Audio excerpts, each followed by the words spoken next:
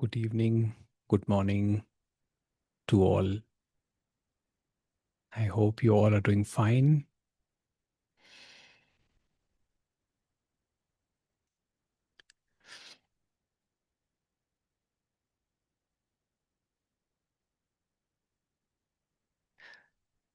This gesture of namaste,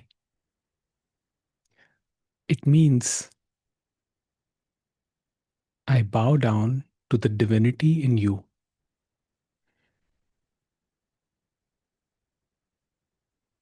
It is not for the person, but the essence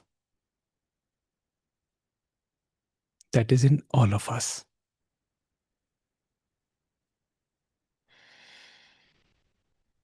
This gesture reminds me of one incident that I'd like to share with you before we begin our meditation.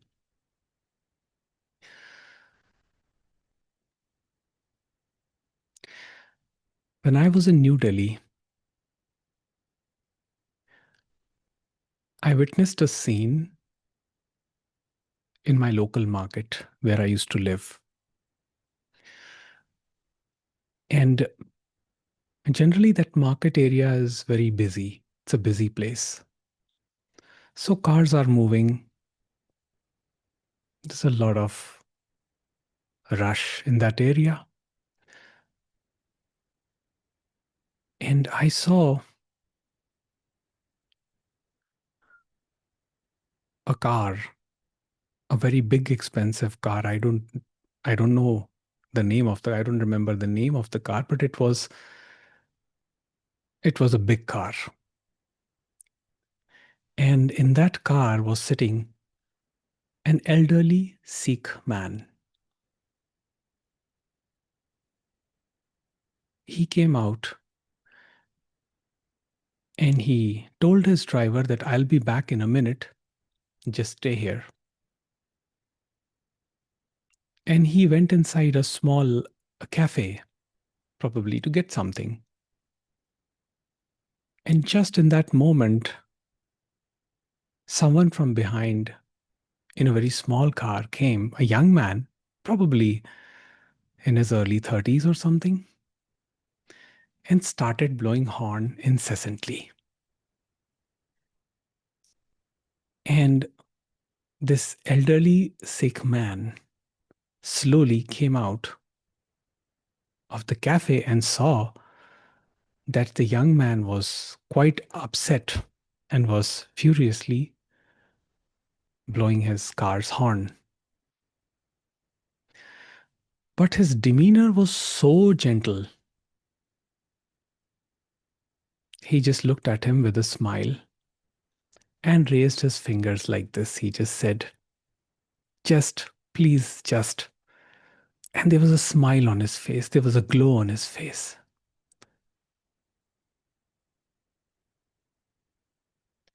And the young man stopped. Then he slowly went on the other side, sat into the car. But before sitting into the car, he just did namaste like this to the man who was blowing horn. That meant thank you for your patience.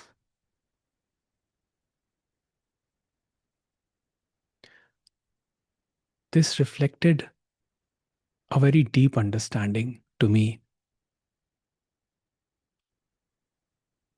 because probably I wouldn't have been so patient.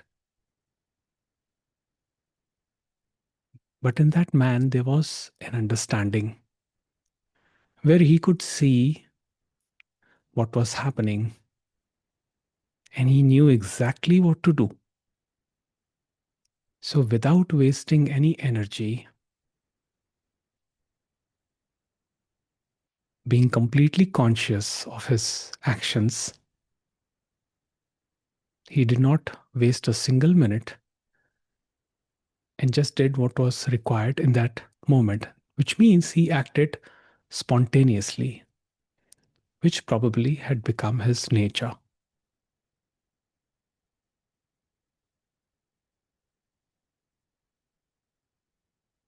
And to end the interaction with a namaste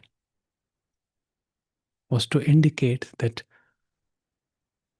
I bow to the divinity in you. Only when there is recognition of consciousness in all can true humility come.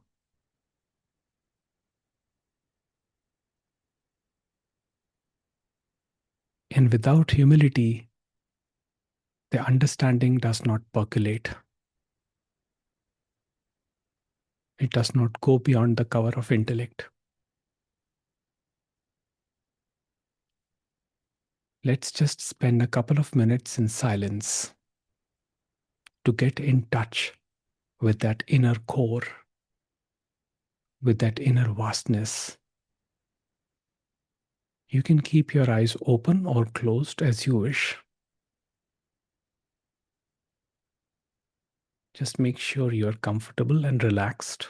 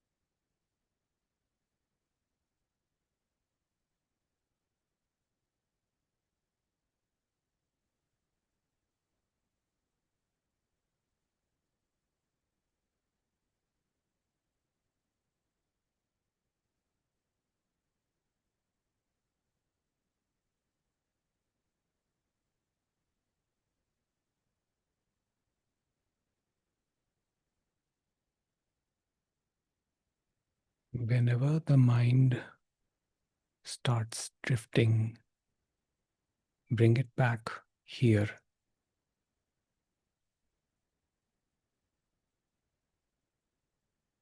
Bring it back gently.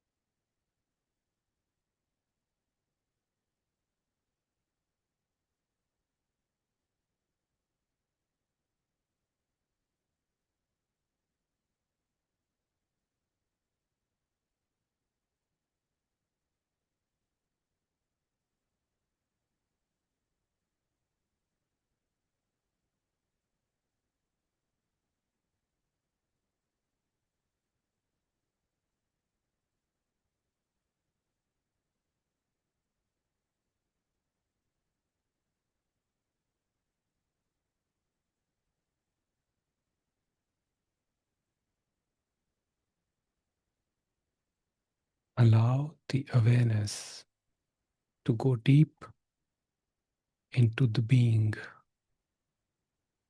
into deep relaxation.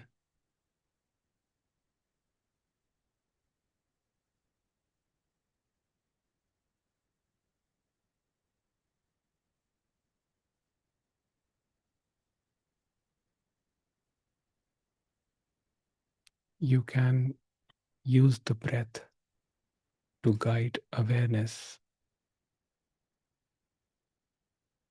into the deeper state of being.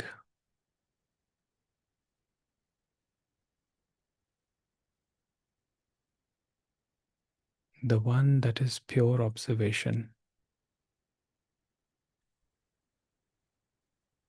pure experiencing.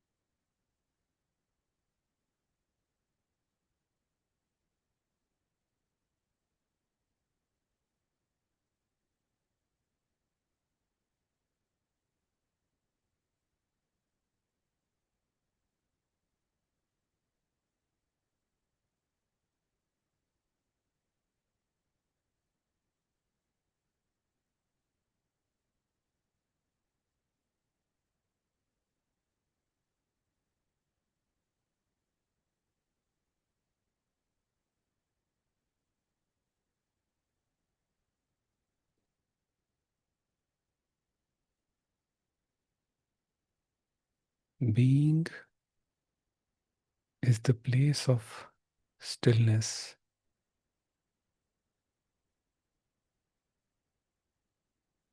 the playground of every thought.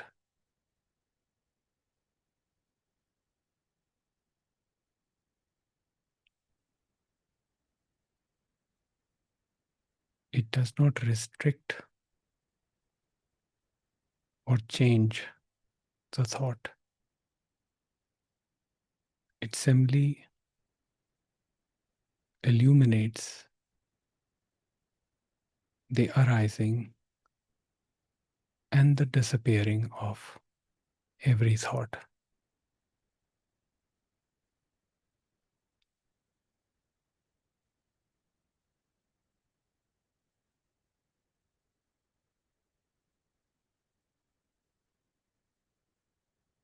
No thought can stay independent of this consciousness being, but being by itself can remain.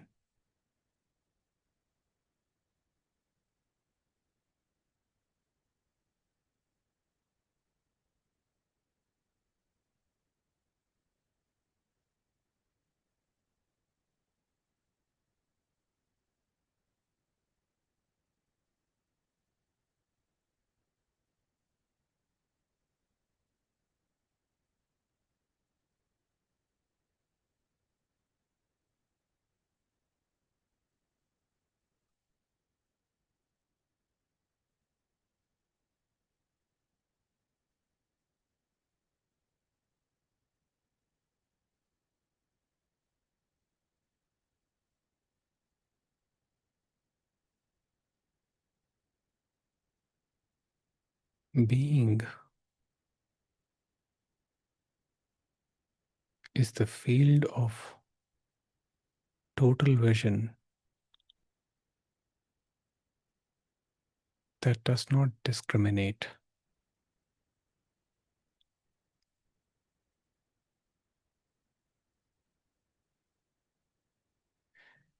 It is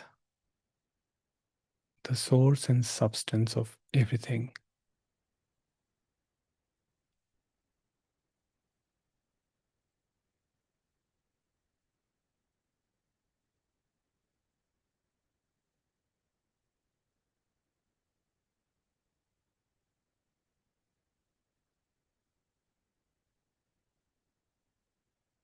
It is what you are, so be as you are.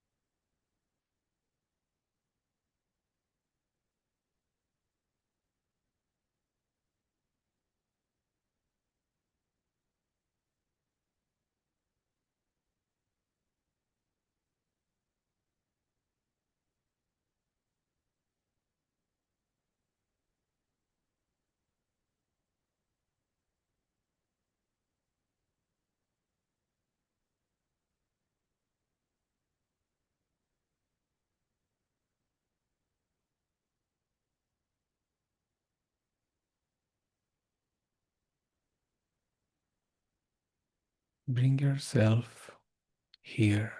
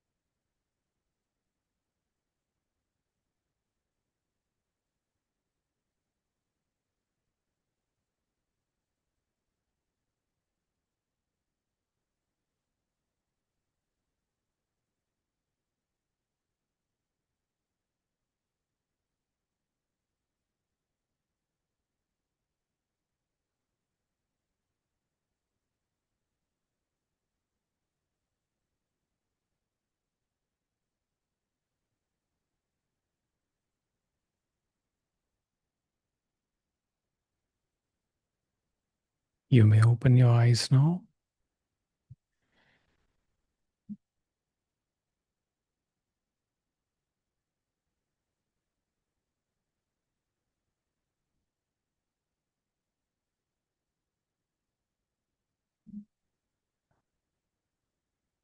Do so gently.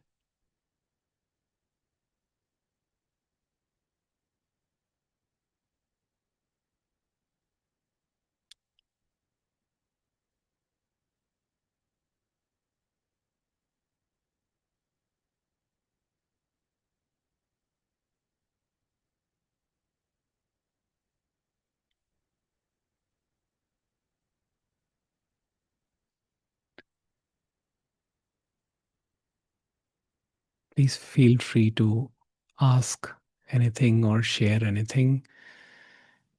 You can raise your hand and I will unmute you.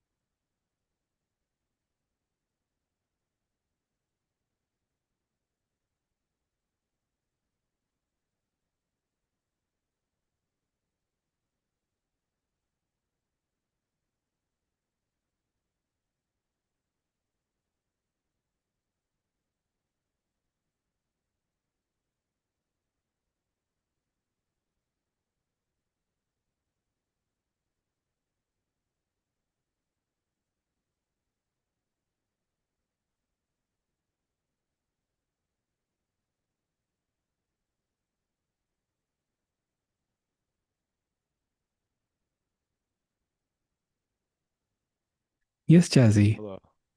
Hi, hello, how are Um, you? I'm good. Well, to be honest, I've been better, Jagjot. Thank you for asking. Uh, Tell me.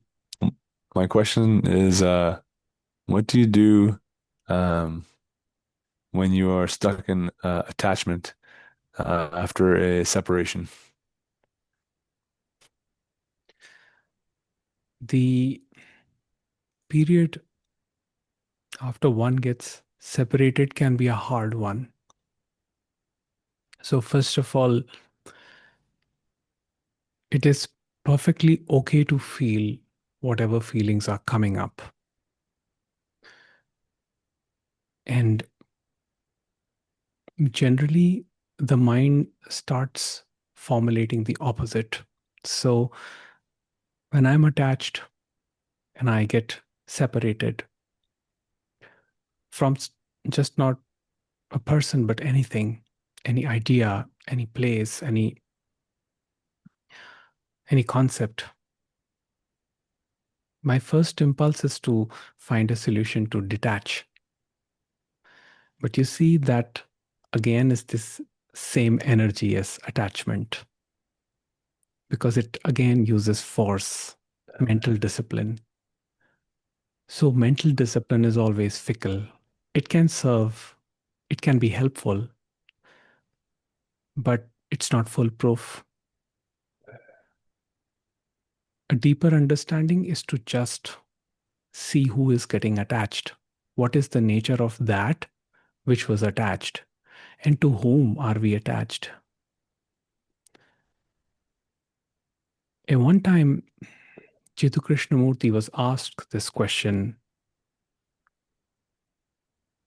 by someone in the audience, and they said, I my wife is no more and I terribly miss her. And Chitu Krishnamurti said, what do you miss? What do you truly miss?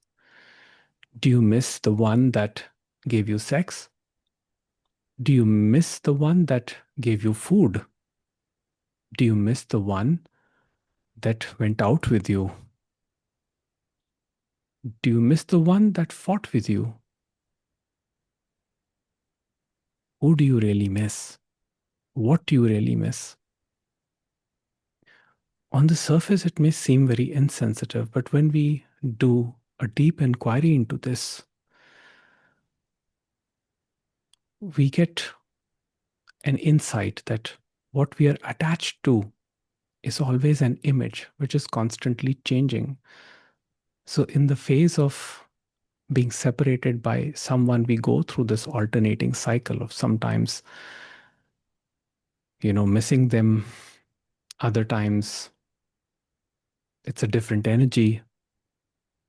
To understand where exactly is this coming from brings deep understanding, settles the mind. It does not mean that the discomfort will go away. The discomfort may be there as long as it's needed, as long as the body requires to process it, which may be different for different people. But the need to find a solution will reduce the pain of attachment will be greatly reduced because you're simply observing, totally observing whatever is arising.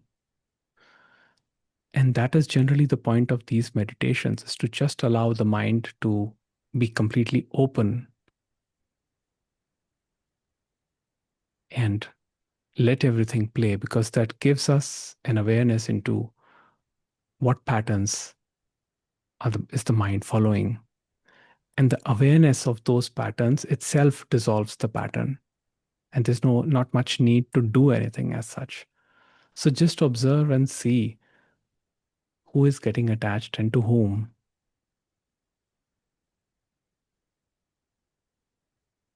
Thank you. Okay.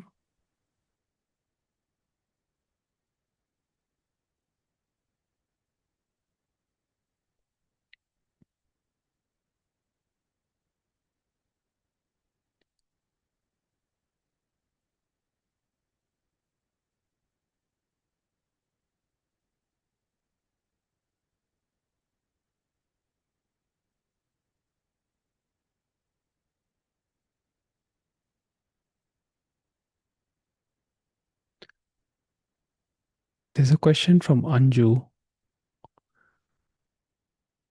Is love desire? Will it vanish?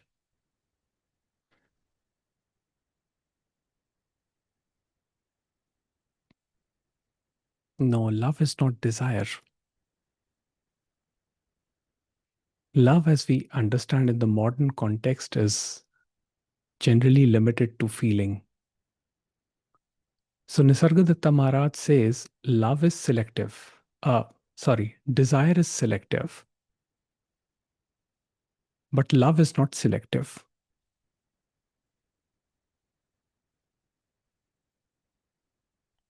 So love can never really vanish, but every desire will ultimately vanish. It will vanish, it will change, and that is the nature of desire. And understanding that nature of desire frees you from the desire. So again, just see what the desire is and from where it is arising, and this will be clear.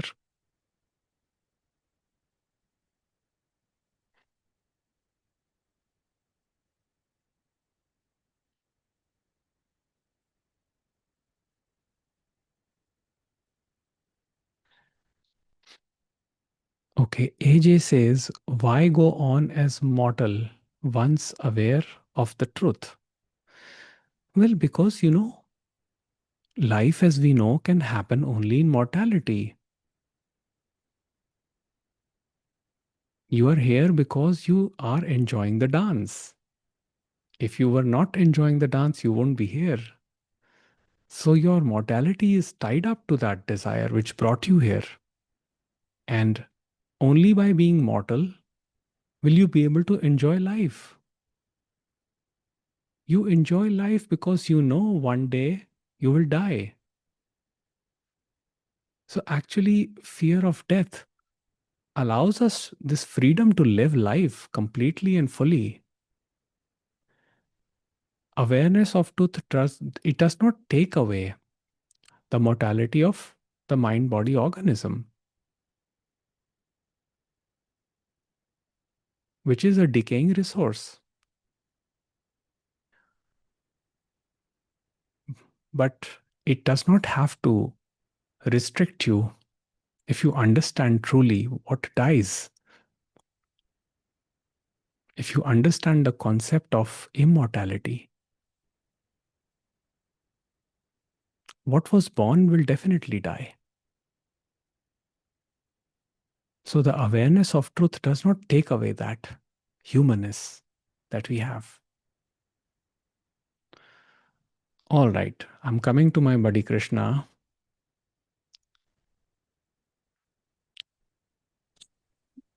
Hello, Krishna. Namaste, Jagjot. Namaste, Namaste. everyone. Namaste. Everyone. I just want to share something about my deep, close friend. His name is Sri Ram.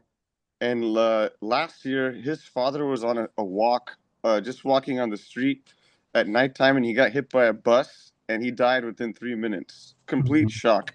And the reason I'm bringing this up is we're talking about mortality and how everything is impermanent. And this completely shocked me. Like, how is it possible that this happened? And one thing I wanted to share with everybody is what I do for myself right now is I think it's a Stoic meditation by Marcus Aurelius. And he said it's called the last time meditation. Anytime you have any interaction with anybody or any circumstance, you imagine this is my last time I'll ever have this interaction. So, for example, if you're stuck in a trivial example, if you're stuck in a traffic jam and I really need to get to go and there's no movement, you tell yourself the following: this is my last time ever driving a car. And when you tell yourself that, it changes the whole quality of the experience. Even if someone who annoys you or something like that, you tell yourself, this is my last time I'll ever talk to this person. And that's going to change the quality and character of your interaction. So in Buddhist context, this is called marana sati, which means the contemplation on death at all times.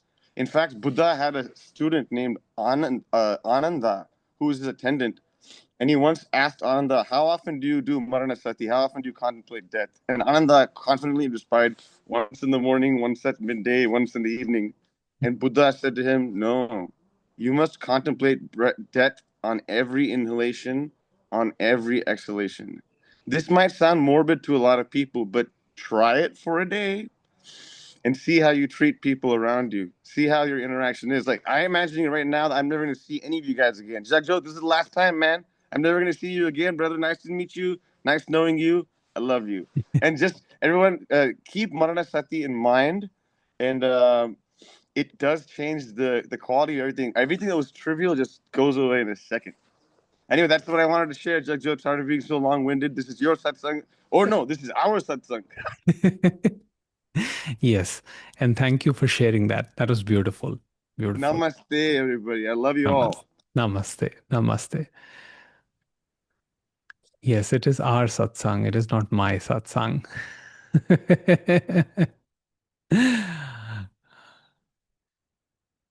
All right.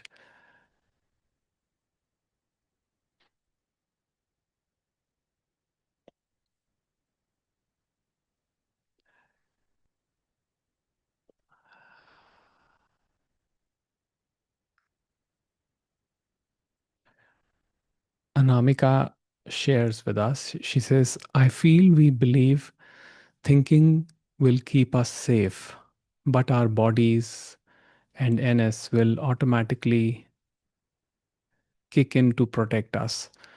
We don't need to protect ourselves. Yes.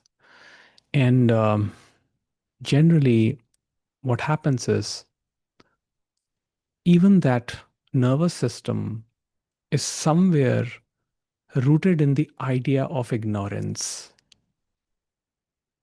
The ignorance that can be trapped in the body, not just the mind. And that ignorance can be that I am finite, that I am limited. And I see this so much in my interaction with many people, where every small thing can trigger them.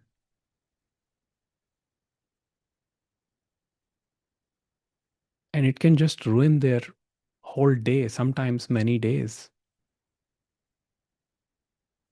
In that moment, sometimes there's nothing that one can do other than to be just present with whatever is arising. And in my experience, when I've spoken to such people, they told me that the best thing they did was to completely surrender to it, even to the nervous system when it was completely stimulated. And they found relief, and the nervous system started settling down. Even the brain patterns started changing. It may not completely go away, but it does reduce as one relaxes more and more. In my concept, there is nothing more than relaxation. We just have forgotten how to relax. We are so caught up in the movement. How can I do this? How can I do that? In doing, we forget to be. And the irony is that we are called human beings. We are not called human doings. But we always associate ourselves with doing. What should I do? How should I become better? How should I become whole? You already are whole, complete. I have spoken to people where they took offense when I told them you are complete. How do you say I'm complete? I'm such a broken person. The mind can be so tricky. It can just identify with one's brokenness too. I have this disorder, I have that thing, I have this thing.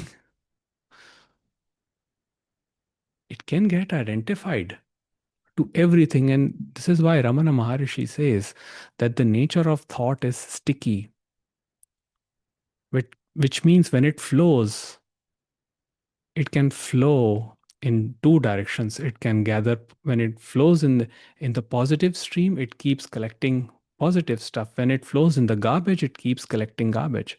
It does not discriminate.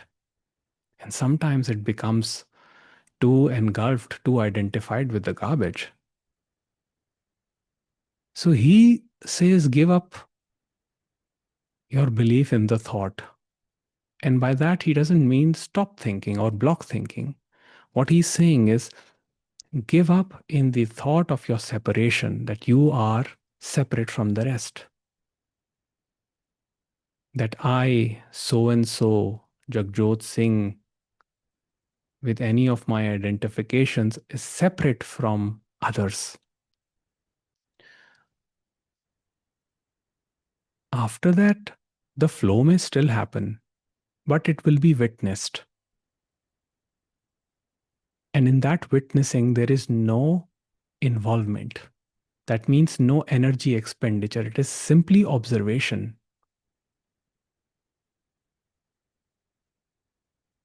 with complete surrender to what is, which includes one not being at peace with a certain aspect of life in a given moment.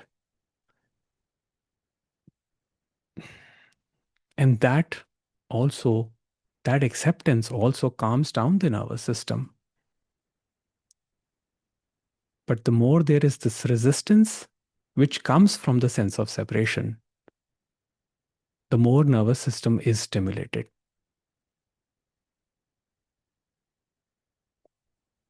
So the ignorance that is trapped in the body is that this is my body.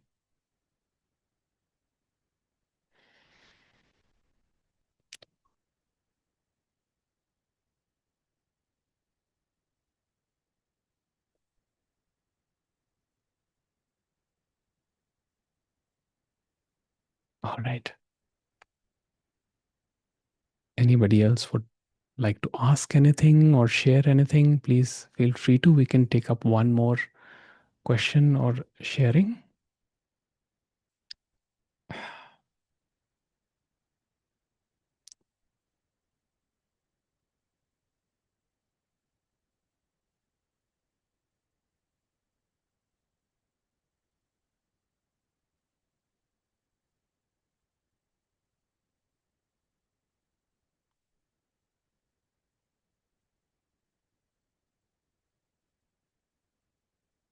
Okay.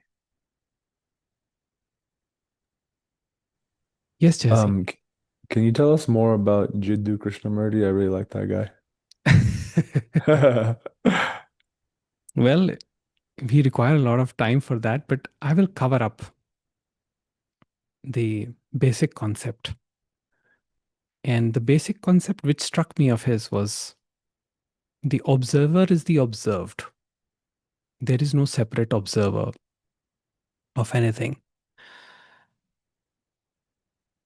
which to me resonates very much with Nisargadatta Maharaj's teaching, where he says that consciousness is all there is. And the consciousness that he's talking about is pure observation. That means pure experiencing. And Jiddu Krishnamurti brings up this whole concept that whenever we approach anything with the self-centeredness, that means with believing that I am here, the center doing things, then that activity usually results in attachment, which leads to corruption. And then, again, as we were discussing earlier, the mind comes up with an immediate solution, quick solution, where it says, I must detach, finding opposite as the solution. But you see, all of this solution and the problem is coming out from that self centeredness. So he says, just see it for what it is. We can really never pinpoint that center. When we are awake, we say, I am this, I am that. But when we are in deep sleep, there is nothing. There is no I am. There is nothing. There is just pure experiencing. But pure experiencing is there in deep sleep. And that's how we know that we slept. So, Jiddu Krishnamurti's basic fundamental teaching was that when we see things from total vision, that means when we are able to separate sensation from the story, the thinking that spins around the sensation. Usually, what happens is like, for example, let's take attachment. When we say I'm attached, problem is not this attachment, the sensation. Problem is the story that is spinning around it. I am attached to this person, to that person. It is bringing me pain because this happened, that happened. We did this together, the whole past, the whole future planning. And it is just constantly pushing us into these two directions in time. And that creates suffering. So when we are totally attentive, when our attention is total, that means when we see the bare sensation without creating any story around it, what we see is that it is not really there. And there is no experiencer. It is just a series of happenings.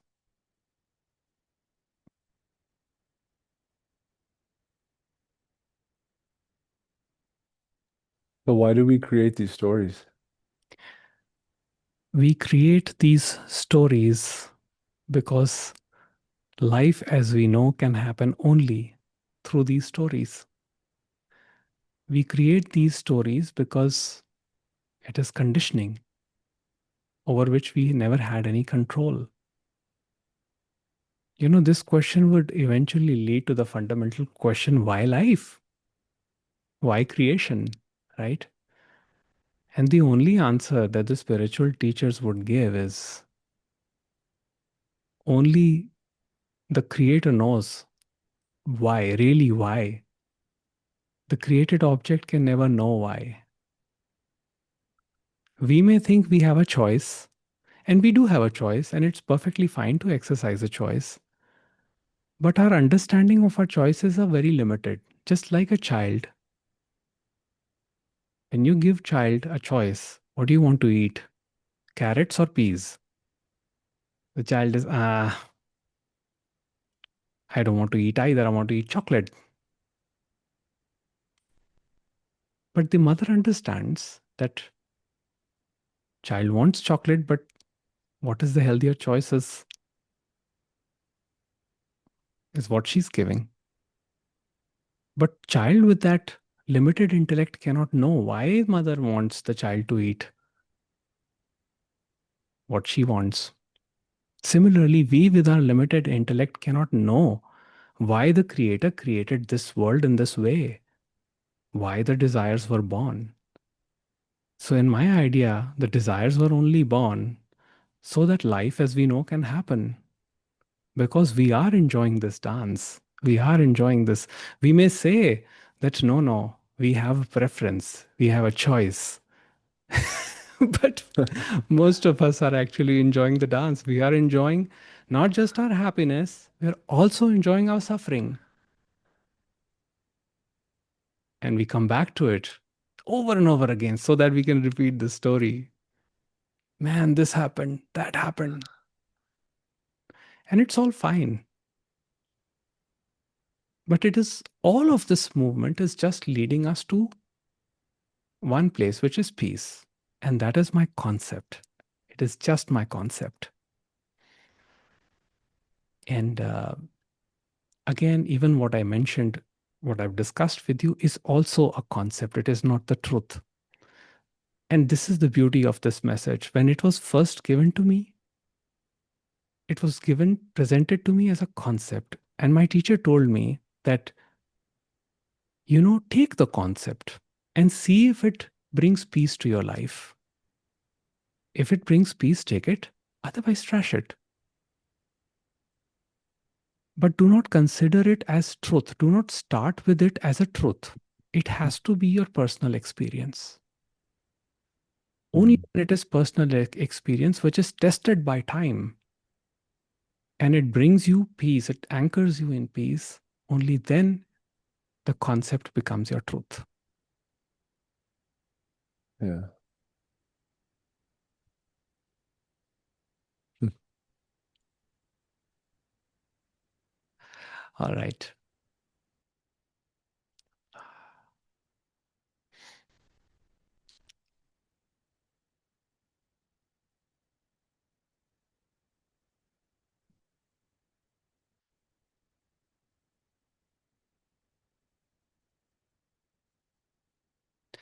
Martina has written a comment where she says, at 80, this mantra is good. She's talking about what Krishna mentioned. And as I meet with my brother, who's very close to leaving, it is where the greatest love has been found. Surrender is the only way that I know which has calmed my emotional response to pain and suffering of others. Yes, very true. Very true.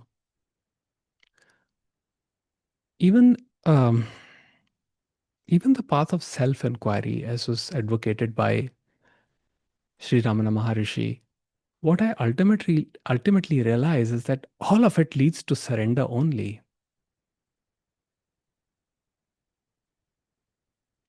And that brings peace because it eliminates concepts. It eliminates the doer entity, completely knowing that I can't do much about what is happening around me. I can certainly act because action has to happen, but the results are not in my control. So when I act with that, there is a different quality to that action. That action is selfless action or nishkam karma, which is another concept. Okay, Bodhi says concept becomes truth. Beautiful. Yes, concept has to be verified. It has to be verified, it has to be tested, and then only it becomes your truth. All right, we can take up one last question from Ravinderji and then we'll conclude.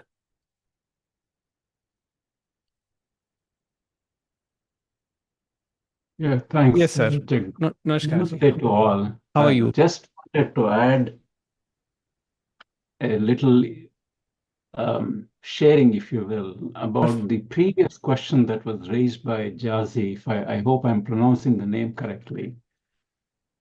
Please go on. When Yes.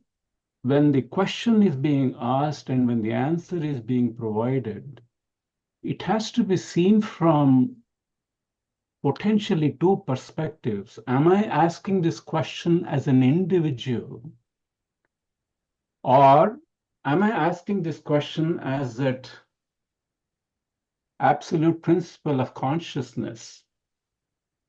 It's okay to take both the approaches, but one needs to be very clear in the mind. As an individual, you recognize that whatever is happening is all happening at the dispensation of the divine source. That's perfectly fine. You recognize that the source is the dispenser of the feeling, the thought, the direction to act, all that is coming from the source.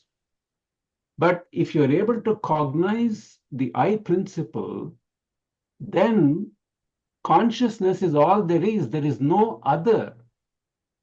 This desire, this action, the thought, from that perspective, there is nothing happening because there is nothing other than that consciousness alone. So I just wanted to share that perspective with the group so that this question may find a better answer. That's just my understanding. Thank you, Ravinderji. Thank you for sharing. All right.